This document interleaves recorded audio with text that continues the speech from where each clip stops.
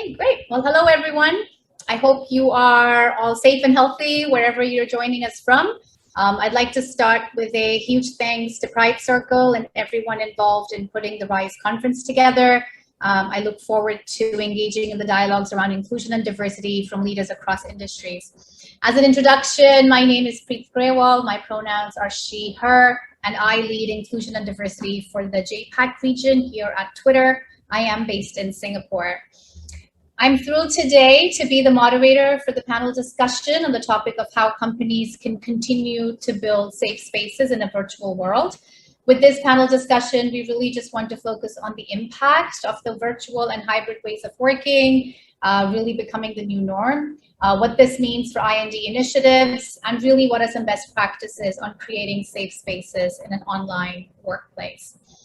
I'd like to kick it off with a little bit of gratitude, as we often do at Twitter. I acknowledge my own privilege sitting here that I'm able to talk about the impact that the pandemic has had, while I know in the last 12 months it's been quite devastating for many and it continues to be a challenge worldwide.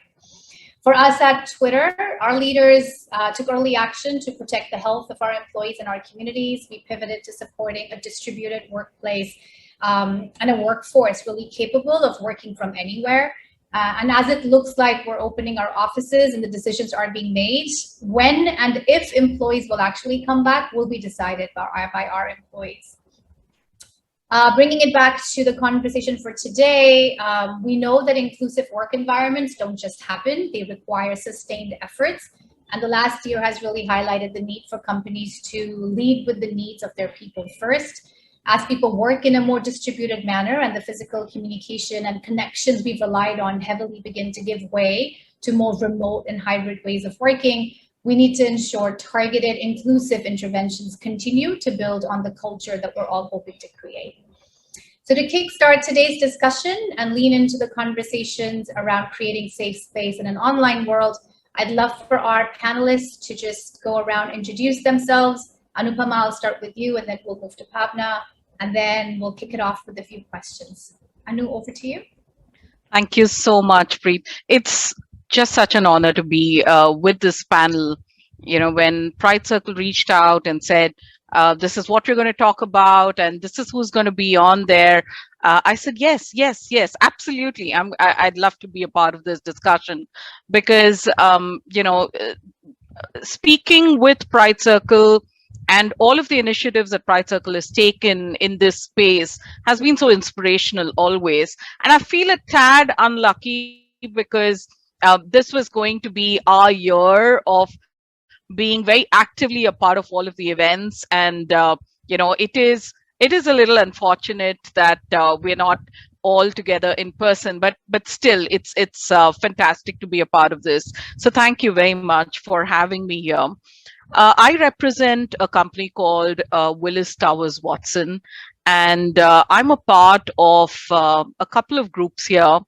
I am on the one hand responsible for some really serious stuff like enterprise risk and compliance and legal, and on the other hand, I also look after human resources and marketing.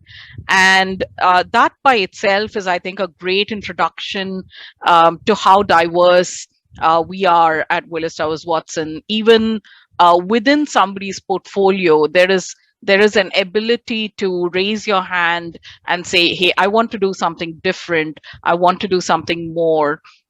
And there is an environment that encourages us, that fosters this. None of this has been without its challenges in the last year. I mean, it has not been smooth sailing for us. You mentioned a little about Twitter and how you had to, you know, pivot, and we didn't actually have to pivot. We had to turn it around its head by 360 degrees. So, you know, we went from a no work from home to 100% work from home in less than what, like everybody else in India did in less than 2 to 3 weeks. So it's not been without challenges. Yet when we look back, much like you, I think there is a sense of realization of how much people have lost during this pandemic, how real that's been, how close to home it's been. we all know people who've been impacted, and I want to take a moment just to acknowledge that and you know, talk about the fact that we realize that this is real and it's not a statistic. And from that standpoint, very grateful for how this organization has come together, how we've been able to support our colleagues through this very, very difficult period, and we continue to do so globally. So that's in a nutshell who I am and what Willis Towers Watson is. And like I said, really looking to have a nice conversation with you all. Great. Thank you, Anu. Bhavna? Thanks, Preet. Thanks, Anu. First of all, just to echo Preet and Anu, thank you so much for having me here. Like all of us, I think are in the same position to say that the last 12 months have been one which has been full of uncertainty, discomfort, loss for a lot of us. I think we're at this stage where all of us know someone very close to us who's either been severely affected or we've unfortunately lost to the pandemic. So I think we're all in this position of gratitude for being safe, for being healthy where we are. And I think in all of our roles that we hold today in our organizations, our positions in our families as well, and with our friends and loved ones, I think our position of being one of being supportive and really being there for one another is, I think, just the need of the hour, and I think it's going to continue to be there. I think at Deutsche Bank, I've been here for about 5.5 years. I'm on my 4th role already, so that's really a testament to the sheer dynamic nature of the organization. I will confess, I've not necessarily put my hand up for all the roles, but nonetheless, you know, being cherry-picked for positions and making them your own is, again, a unique challenge and opportunity that the bank does offer its individuals. I currently look after HR for infrastructure functions and global technology centers across Russia, Romania, US, and India. And I'm also the co-lead for D&I. So when I got the call saying, would you like to participate in a panel discussion for diversity? And I said, I mean, is it yes or absolutely yes with the 2 options, really? And I was like, oh, just the 1 session, is it? I'd be happy to be there for many more.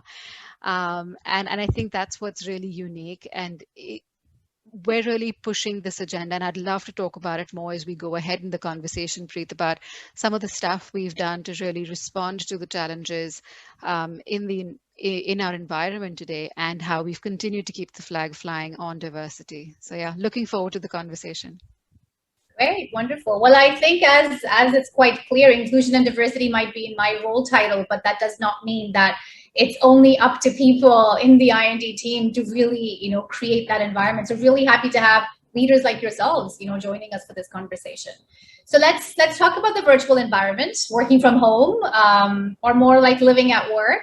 People are opening up their homes to work colleagues like never before. I know my kids have definitely been very eager to join my work calls. So I have 3 kids and they have absolutely come in. I've had a presentation where my son is literally sitting in my lap, and it was either try and shoo him off or just have him join and deliver on it, and I did. So this is now really a window into people's lived experiences like never before. So starting with Anu, what are your thoughts here? Has it become more difficult to fit in, or is it easier for folks to be who they are with their teams? What do you think? In my experience, I think we've seen so many.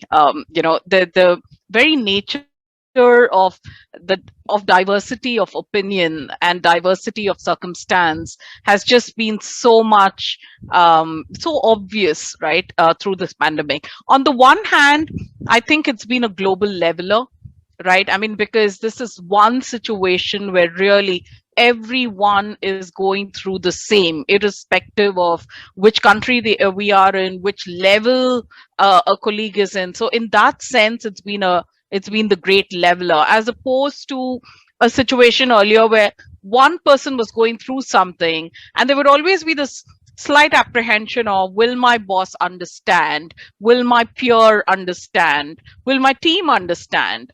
So here is the situation where everybody has had challenges with their internet, have had challenges with their workspace. To your point about kids coming in and out, parents coming in and out, and pets, of course, right? So I think it's been personal yet so public.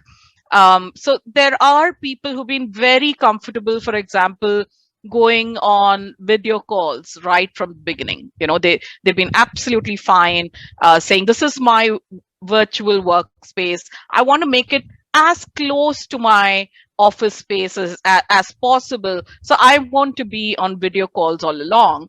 And there are some people who'd never want to come on video, for various reasons.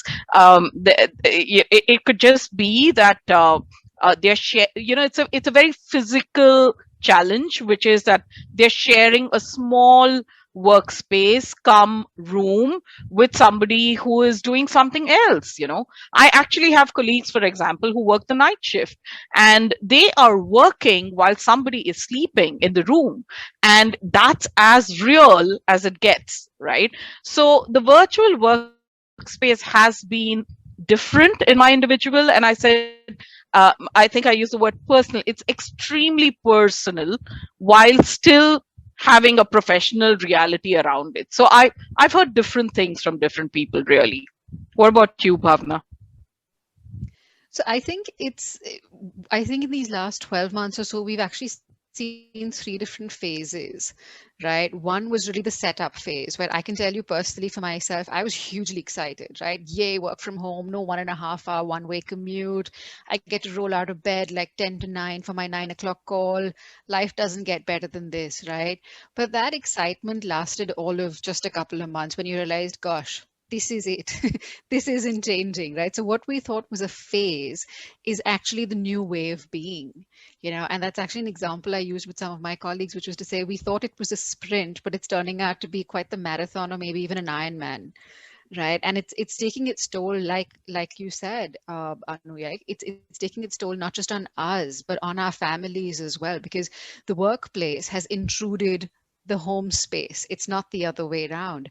So I think every single day we owe it to our family members to be appreciative of, all the support that they give, and every attempt I make to shoo my mother away, which I just did 5 minutes ago. And the poor thing was coming to just give me a cup of tea, right? It's all of that, right? Which we take so for granted when we're sitting in the office space. We have a hilarious thing whenever I have a meeting with my finance MD, there's always 3 of us in the meeting, the MD of finance, myself, and his cat, because his cat seems to love the video screen. So the cat's always there, and we're like, okay, who do I talk to? If the cat says yes, will you say yes to the proposal? So it's been nuanced. It's had its set of challenges, right? Because we've had, like Anu said, we've had colleagues who haven't had a work setup. I had colleagues of mine who were sitting and working on the dining table and, trying to tell their kid, don't eat here. And I'm like, dude, that's just wrong. It's their dining table first. You're the one who's intruded, but then helping people. So at Deutsche Bank, what we did is we actually helped people to get, the required, if you need a tie up with an organization to get furniture in, the office chairs. My God, I've never taken an office chair so for granted, right? Try sitting on a dining table chair for 9 hours a day. It really messes your back, especially if you're at a ripe age as me. It does, but helping people get the chairs that they need, getting internet connections. We've even gone to the extent of, in places like Bangalore, etc., where you have power outages, of, trying to give people UPSs so that the power outage doesn't affect them as well. We've used Swiggy Genie, to kind of send people their laptops home, because just like you said, right, Anu, we transitioned from a 20% work from home to 100% work from home in a span of 10 days.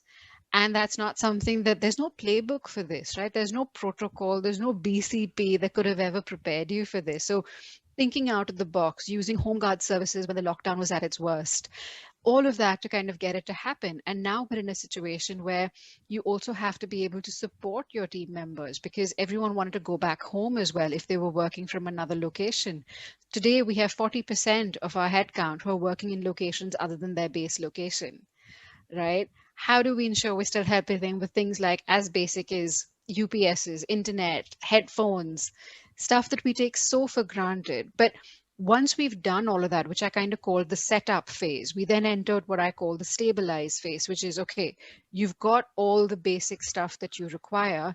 Now, how do we ensure that are you able to be as productive as you were in the office, right? So that whole stabilize phase, and now we're entering what I like to call the sustain phase, is that we thought the end was near, but guess what? That's just got pushed forward a little bit more. So we need to continue. And now we're dealing with things like fatigue and burnout, which require a whole different mindset to deal with. So again, there are no guides for any of this. We're kind of figuring this out as we go, talking to as many people as we can, trying to be as innovative, and at the same time, trying to be as human and understanding of different people's situations. I mean, I'll just take another 10 seconds, Preet, but we have a large number of our colleagues who are people with disabilities, right? Now, understanding what each of their unique needs may be for them to be able to work from home. And some of their needs were very different to what some of us may probably take for granted. So again,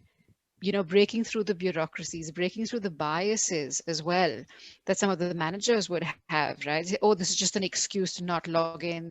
You're blaming the network because it's a convenient thing. No, it's not, right? Sometimes it is a genuine thing. And how do you reach out to people, have those constant conversations, right, with different groups of people? And that's what inclusivity really means. And doing that on a regular basis till it becomes par for the course. That becomes normal behavior. It's no longer something you kind of write down and do a 1, 2, 3 on. Sorry, I could go on, like I said, but yeah. No, by all means, this is fascinating. And I agree with everything that you've both just said. I mean, Anu, even what you said around it being so personal, but living it so publicly. And then you're right, Bhavna, I think people need some help figuring out what to do in these situations, right? So yes, our companies might come out with tangible benefits to give, but equally important is literally telling managers how to be inclusive and how to create that inclusive team culture while people might keep some cameras off and some on, while being aware of people's individuals' family situations, whatever that might be, whether you're a parent or a caregiver or living with your partner. I mean, ultimately, inclusion and diversity talks about, delivering on the individual's needs, but how do you can only do that once you really get to know what people's needs are in that moment. So I think I've definitely seen companies take a really hard look at how they show up for their employees during a time like this, and it's been really good to actually see people doubling down on inclusion and diversity like never before either. But moving on, you've touched upon a few areas of this, Bhavna, but I'd love to just then get a holistic understanding. How do you re-energize that entire employee engagement experience then during the times of being able to work in a virtual environment? So, one of the things, again, that this year has kind of taught us is that, all the things we thought were really critical for employee engagement and the employee experience and the EVP and all those fancy things we used to talk about, right? Things like how fancy is your cafeteria, cool breakout rooms, how cool is your office, real estate, none of that is of any relevance because none of us have been back to the office, right? And there's no line of sight of us going back. So the only thing that's remained as important and as critical as before is really our people, right? And I think within that, what we've kind of seen is we've again broken it in, we've looked at what are the needs or what are the triggers to deliver an efficient employee experience or to drive employee engagement. And again, it's really 3 things. One is really in terms of safety for myself and for my family, right? And then security, right? In terms of job security, is my job still safe? I have a family member sitting in Patna. I need to go look after them. If I say I want to go work out of Patna, will I lose my job, right? There were a number of organizations who potentially had to withdraw offers when they went and hired from campuses, right? At DB, we kind of made a very clear commitment to say that we won't hire anymore, but we will fulfill the commitments that have been made on campuses. And we actually went back to campuses and said, look, if you have really good students who meet our needs, we're happy to take more because we're willing to invest in that future from that perspective. And then, of course, you talk about support and support thing in the form of things like no one ever talked about, home quarantine insurance covers. No one talked about insurance as we probably have. All of us are now probably insurance experts today, right? We talk about, oh, is this covered? Is that covered? I've become an expert in pronouncing medications, which I couldn't even spell till probably 6 months ago, right? But all of that, putting that support system together, facilitating people to be able to work from a location other than their work location. And again, all of that hinging on the point of helping managers understand that an individual may not be able to do your typical 9 to 6. I have a team member of mine, for example, she's got twins and she has no support in terms of help in the house. So God bless her, right? They're 3 years old. So she doesn't do a 9 to 6. She's like, Bhavna, it's just impossible for me to do that. So I'll probably do a 2 to some other time, or I'll do blocks and bits in between as and when they're distracted or they're sleeping or they're playing or something like that. And as managers, you've got to be able to be agile and be okay with that. And we actually ran sessions for all of our AVP first level managers to say, how do you effectively manage performance in a virtual world? Because none of that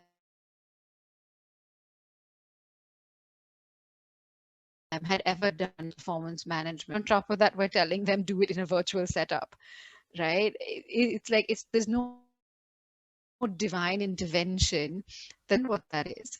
So running sessions for them through case studies, so real life case studies by talking to team members, new joinees on their experiences to talk about that.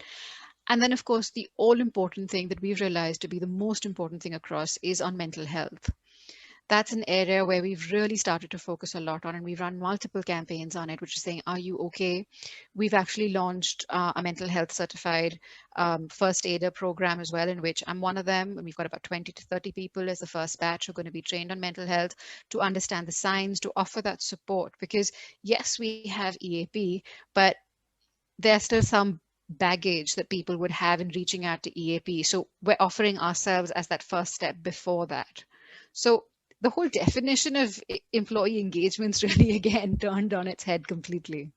You're absolutely right. And I love the fact that you brought up mental health as well, because I think, particularly, in countries in Asia where maybe this has not been a very frontline conversation, actually it is really becoming very valuable to have leaders, managers, not just from an HR policy or a benefits perspective, but really having that community around you in the workplace to be able to talk through and process like everything that is going on. I mean, I don't think any one of us have lived through a world-changing pandemic in our lives before. So to be able to process that, to be able to talk to my kids about that, and there's a sense of we don't know what's going to happen. So having that community in the workplace definitely has been a huge help for us. And how to deal with that uncertainty. Just how to deal with that uncertainty, right? And like we said at the beginning, all of us have had colleagues who we've lost or loved ones who we've lost, right? And I think somewhere organizations across the board probably didn't have enough cases to kind of make it an area of focus in the past, but now it's become so major that all of us have it, right? And so now the piece of a group therapy is coming into play, right? That these are unfortunate things, but you've had to kind of respond to those needs. I've just unfortunately had to have such a session with one of my teams as well, because we've lost a colleague of ours, and it's heartrending, but it's also really gratifying to see that the support is there and there are avenues for people to talk, because who can people talk to? So Anu, maybe I'll direct this question to you. In many ways, given that we are now in a virtual setting and IND, programs and initiatives that we're so used to doing in person, we can't do them anymore. So how have you seen, what are some best practices to really continue building engagement for inclusion and diversity, but in a more virtual world? Yeah, thanks, Preet, for that question. So I was saying that one of the strengths that we've had in Willis Towers Watson is our gender ratio, which is 1:1. Now, when we went into lockdown, within a couple of months, we realized that one of our IND initiatives, which is really women leaders and women, in the workforce, needs attention, because the thing that we were finding with our women colleagues is, much like Bhavna said, most of them were bone tired. They were just completely exhausted because much as people are talking about how modern things are and how progressive things are, the thing that's become a buzzword for me has been share the chores, right? It's the mom penalty, as is being called, and there's a very, very touching video about this. If you folks haven't seen it, look it up. And it speaks about a day in the life of a woman who is a woman who is doing everything that she needs to do at home, and she's also doing whatever she needs to do professionally, and that balancing has not been easy. It's been difficult. um, to the gentlemen that I've spoken with, and some of them are really good friends, right? When I speak about this, they say, oh, you know what, but tell us what to do and then we will do it. But there in itself is abdication, right? It's abdication of the fact that the running of a home is essentially still just the woman's, and I'm pitching in, as every many people like to say. So we did our entire Women's Day. We did a fair number of panels speaking about the challenges that women have, but I had to bring this up globally quite a bit to say this is a challenge in every country, in every home. The women, on an average, and this is proven by several studies, work almost 4 to 5 hours additional to men. So there are separate forums for the women colleagues to come in and speak about what they are experiencing, if they choose to, if they have the time. Because the other thing to keep in mind is, all of this which is optional should be optional, right? The last thing you want to do is to say, I'm going to do something about diversity and inclusion, and so you've got another 1 hour of a panel discussion to listen to. So everything's been available but optional. The thing that we did for line managers was really interesting, because these people, we can't forget, have been through the brunt of this. They have the leaders calling them to say, how's quality, and how are we able to manage? Hey, you have everything under control, right? We're going to give you laptops, we're going to ship them to you, we're going to do this, we're going to do this, but you're the one who has to make sure things are in control. And much like what both of you touched upon, the line managers are experiencing a new reality, which is sometimes their teams are working split shifts. Some of them are starting 10 minutes later each day, as compared to they're missing team huddles. So, and performance still needs to be there. So what do I do? How do I adjust to this new set of circumstances? So we did this really fun series of sessions for them using a drama company called Ramanon. And, these people came and they just enacted these situations, including like what Bhavna and I both go through, which is we are on calls and the mom, comes in and we're like, the usual gesticulating that we do. And sometimes they imitate it back to us, and then you just look at how funny you look. But all these situations actually played out in a semi-humorous sort of session, and then talking about, how would you deal with it? I think this was a big hit. And one of the most important things that we did, very relevant to Pride Circle, is we did this play. It's a soliloquy by Mona Ambagaonkar. It's called 𝘋𝘪𝘳𝘦𝘐𝑚𝑎𝑑𝑎𝑣 𝑏𝑎𝑔. And this is about somebody who is coming out, and the entire journey that the person goes through being described by his mom. What are the emotions that he went through? What was the journey like? What were the apprehensions? What were the fears? What was the reality? And she did this beautifully, and she did it online, and we had immense participation, because remember, this is the year of allyship, right? It is about the fact that there are people who actively support, who want to understand this better.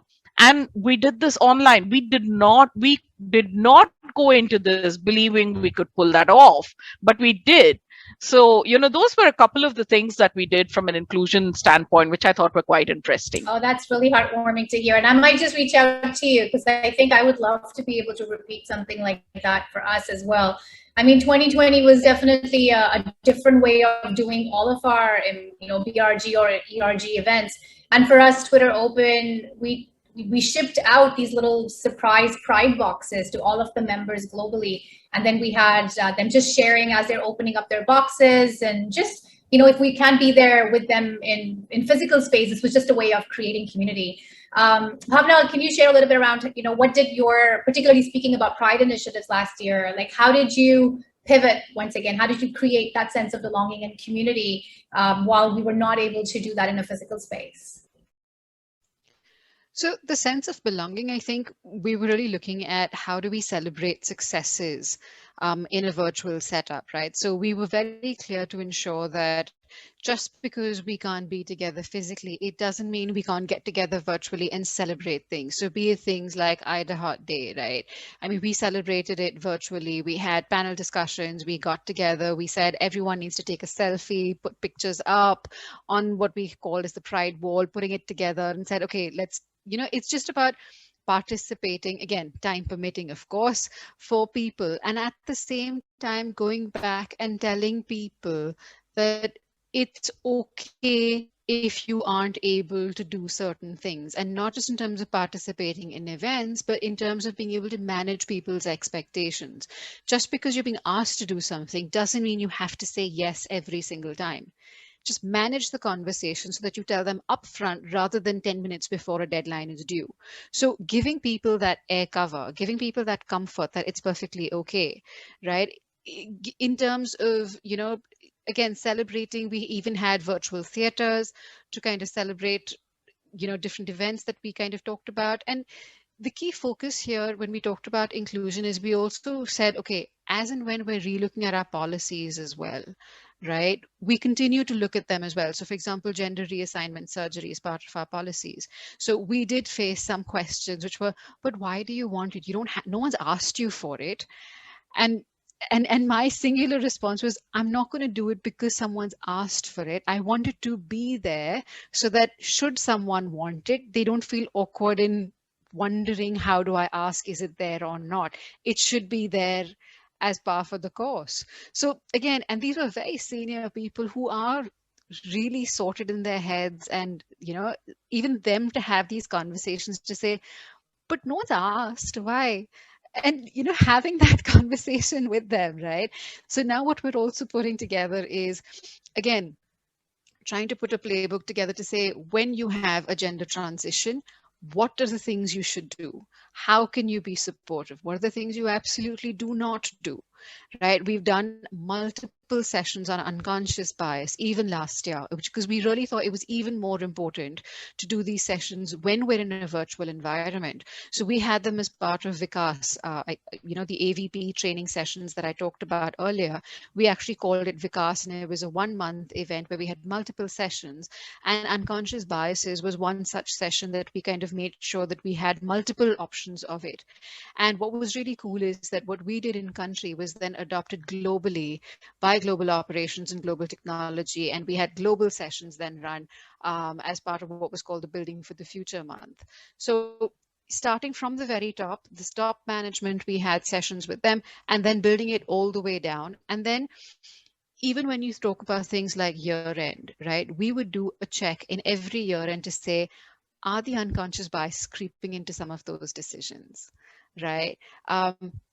People who've just come back from from parental leave, right? Because we don't call it maternity leave because we keep it open across gender. So people who are back from parental leave, are their ratings or their bonuses being dinged because they were away for 6 months, right? People who've been on a sabbatical, is their increment slightly lower than that of other people? So doing those checks and balances, and very openly going back to the business head, straight to the business head, and doing that name and shame to say, this has happened on your watch. What are you going to do about it? Right? And it never happened again after that.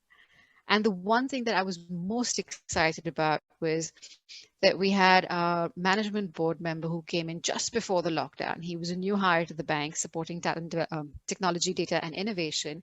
And he came down to Pune for the first time. And that's when I presented Diversity and Inclusion India to him. And I said, 𝘍𝘬𝘍𝘀, that's his name. And I said, Bhavna, I need your support. And he said, anything, because I'm so excited to hear all the stuff you're doing. I said, would you be the management board sponsor for diversity and inclusion? He said, done. Right. And that linked to him being a signatory on the Value 500.